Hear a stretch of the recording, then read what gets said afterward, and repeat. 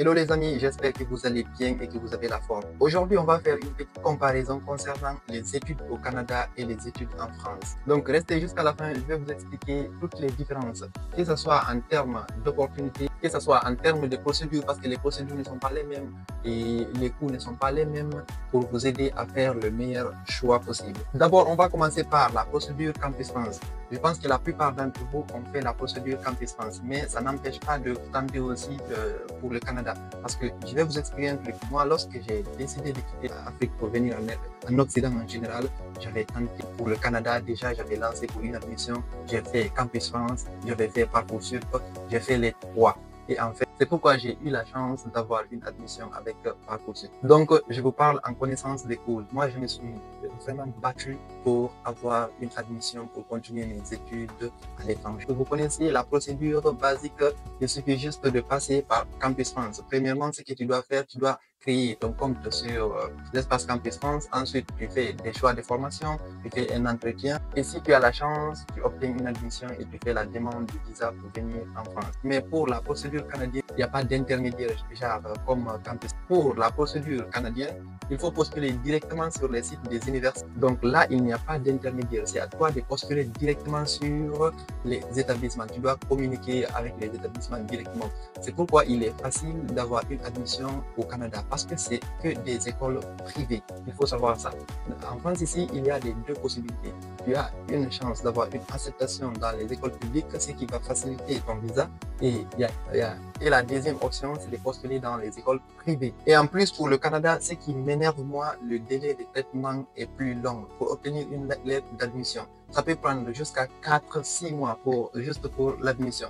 Donc, il faut beaucoup de temps et il faut beaucoup d'argent encore. Maintenant, après avoir obtenu ton admission, il faudrait que tu fasses une demande à l'ambassade pour le visa. Et encore là-bas, à ce niveau, il existe beaucoup d'argent. Et pour le Canada encore, ce qui est un peu compliqué, c'est d'avoir une prise en charge. C'est ce qui est compliqué au niveau du visa parce qu'ils demandent un compte bloqué avec beaucoup d'argent dedans.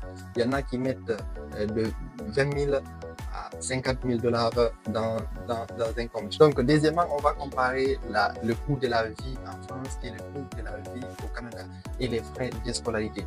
Donc, il faut savoir qu'en France, si tu postules dans les universités publiques, tu vas payer seulement que les frais d'inscription. Généralement, les gens payent 200 €. Et concernant le coût de la vie, si tu as 400-500 €, te suffit pour satisfaire tous tes besoins. Et puis, en plus, tu as l'opportunité de travailler et de gagner de l'argent en même temps. Donc, tu n'auras pas besoin de quelqu'un pour te financer tes études. Tandis qu'au Canada, les frais de scolarité sont énormes. C'est 12 000 €, 22 000 €. Donc, c'est compliqué en fonction de la formation de la formation que tu veux faire. Si tu veux faire des formations professionnelles qui se fait dans les collèges, ça, c'est un peu moins cher. Mais si tu veux intégrer l'université, là c'est compliqué. On va te parler de 20 000 €. Donc c'est un peu compliqué. Même si tu travailles difficilement, tu vas réussir à payer toi-même tes études. Je ne suis pas allé au Canada, mais j'ai beaucoup d'amis là-bas. On parle tous les jours.